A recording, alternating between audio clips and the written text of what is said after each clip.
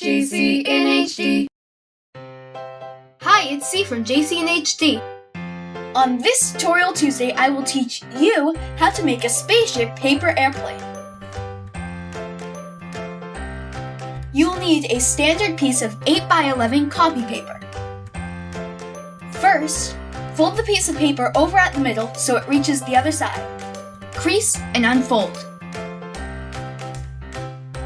Next, take the top corner and fold it down so it reaches the middle crease. Do the same with the other side. After that, take the top corner and fold it inward so it reaches the middle crease. Repeat on the other side.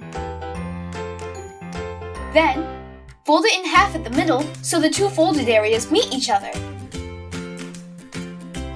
To make the wings, fold the back edge of one side outward and downward. Repeat on the other side, making sure that the folds are even. Now, you have a finished rocket paper airplane ready to be flown. Make sure to leave a like, subscribe, and comment down below if you have any suggestions for a future Tutorial Tuesday.